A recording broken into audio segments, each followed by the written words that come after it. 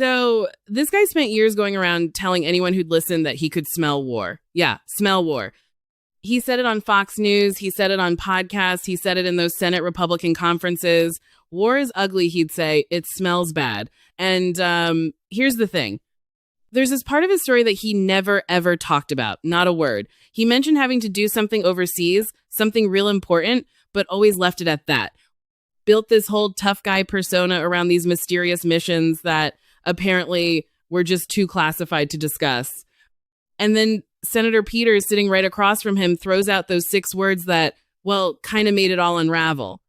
You're under oath. We can clear it all up right now. And that made the whole conversation blow up in a split second. Let's see how he reacted and what happened next. Senator Mullin, you have made several public statements suggesting that you were involved in special security forces or combat operations overseas. In 2023, you said in a Senate Republican Conference podcast, and I say, I'll quote, "There's another side of my bio that I don't ever talk about, nor will I. I had to go do something overseas." On March 2nd of this year, you told Fox News interview, quote, "War is ugly. It smells bad. If anybody has ever been there and been able to smell the war that's happening around you and taste it and feel it in your nostrils and hear it, it's something you will never forget." On March 3rd, in a podcast interview, you stated, quote, "I did special assignments outside of DOD, now DOW. I never wore the uniform or the flag on my shoulder, but I might have been in the same area."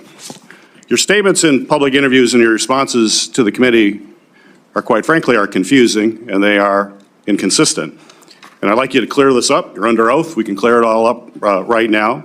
And first, I'd like to ask unanimous consent to enter into the record my letter to you on March 11th and your addendum to the committee of March 12th regarding any overseas special assignments. Without objection. So my question for you, sir, is before your time in Congress, other than on vacations with your family, have you ever traveled to a foreign country? No. You've never traveled to a foreign country? Outside of vacation or mission work? No. Okay. Have you, your FBI report does show some travel. I think it was to Georgia and Azerbaijan. You marked that that was not for tourists. Are you referring to August of 2021 when we went to go get the Americans out of Afghanistan? I'm just That's saying. what that travel was for, which Okay. we did So clarify that. you have traveled. So you've traveled to Azerbaijan and Georgia. That was in your FBI report, although you just said you've never traveled. Sir, I thought you was referring to a different time, but in 2021, it was well documented. In fact, Okay. it was all over the news, and I actually did say that, and we put that down on the report. But that was us, which was all over the news, trying to go with a extremely experienced team. I've got other questions, thank you. But so you have traveled overseas, despite your previous comment.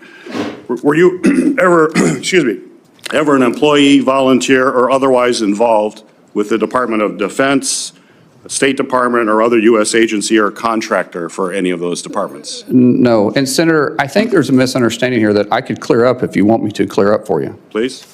Okay, so, which this is this is official trip, and it is classified.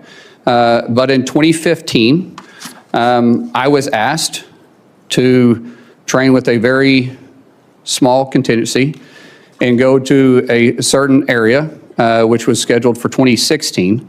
During that time, I was asked to go through, had to meet certain training qualifications, had to go through SEER training. The training and stuff was kind of fun.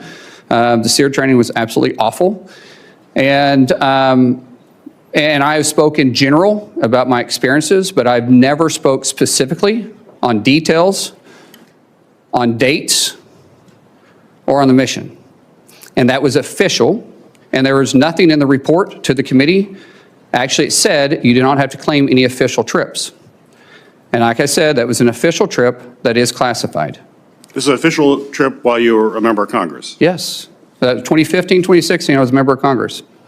Some of it may be public, but it would be very small. Most of it, because of my recollection, which we're going back 10 years, I think there was only 4 people read in on it. So where was that trip? I just said it's classified, sir. It's classified. So the letter that we sent to you said that we need to have information of any of these activities. It said not official trips. Your paperwork was very clear, excluding any official trips. This was an official trip as a member. Well, we have more questions we're going to have to ask. When in the FBI report, I asked, is there anything in that report that is classified, that you are involved in any kind of classified operation at all? And there's none. So it was also excluding, it also said excluding official duties.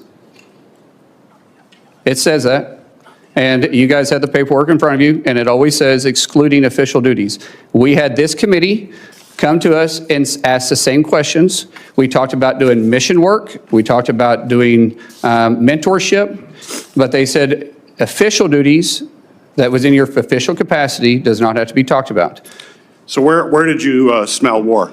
Sir, I just said that this was classified, and the dates, locations, and admission, I've never spoke specifically details about. Well, we can get that information. That's fine. Mr. Chair. You're welcome to get it. We will want to find out more information about that. That's perfectly okay, It's important Senator. to have the truth here, and that you're portraying yourself in a truthful way.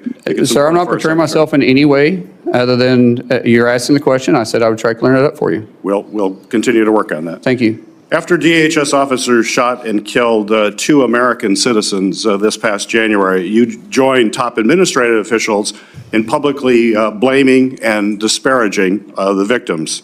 Following the killing of Renee Good, Secretary Noem called her a domestic terrorist. You, sir, you called Alex Preddy, quote, a deranged individual that came in to cause max damage. Could we expect those kinds of quick responses if you are confirmed as secretary? Would you be basically, well, you responded as Secretary Noem. Are we going to just expect that same behavior all over again? No, Senator. I have a deep amount of respect for you. We've had our differences, but I do respect you. I think I said this privately when we had a conversation. Those words probably should have been retracted. I shouldn't have said that, and as secretary, I wouldn't. The investigation is ongoing. And there is, like I said, there's sometimes going to make a mistake, and I'll own it. That one, I went out there too fast. I was responding immediately without the facts. That's my fault. That won't happen as secretary. So you regret that statement? I already said that, yes, sir. Would you want to apologize to the family of Alex Preddy? Well, sir, I just said I regret those statements. Is that the same as an apology? I haven't seen the investigation. We'll let the investigation go through, and if I'm proven wrong, then I will absolutely. How would you characterize your relationship with President Trump? He's a friend. How frequently have you spoken with him in the past year?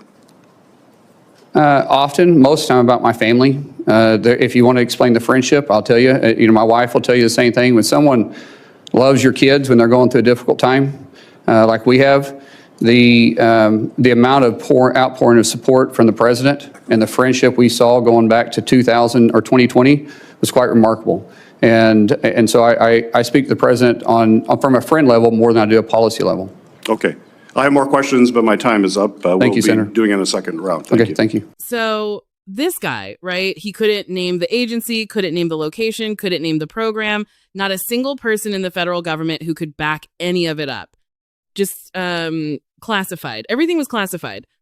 And then his own Republican ally, Senator Langford, comes out of this classified briefing and just spills the beans to reporters. Turns out the big secret mission he was talking about, it wasn't some covert combat mission. It wasn't even training. It was a whistleblower issue overseas.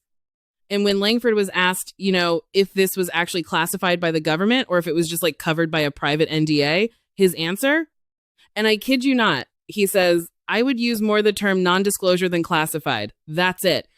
The guy who spent years hinting at dangerous secret missions, turns out it was all just an NDA. But here's the thing, and this is what's really important, way beyond the embarrassment. The FBI told this committee that this guy doesn't appear in any classified government document anywhere. And then you've got Rand Paul, not exactly a Democrat, right?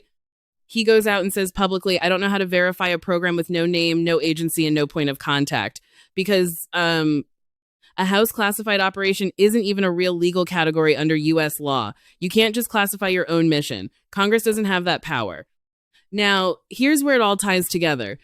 The guy who couldn't even describe any mission he was ever on with any real detail managed, just hours after the Alex Prey killing, to describe his motivations with complete confidence. Calls the guy a deranged individual, says he came in to cause maximum damage before any investigation, before any evidence, before anyone had even reviewed a single frame of footage. Alex Prey was a 37-year-old ICU nurse with a legal permit to carry a firearm. Multiple bystander videos from Reuters, BBC, Wall Street Journal, and Associated Press show an agent pulling his gun before another agent shot him. And NPR? They found no verified evidence Prey ever even drew his weapon or threatened anyone. And get this, Trump's own deputy AG quietly walked back the whole domestic terrorism label on Fox News. He shot first with his words, no investigation, no facts.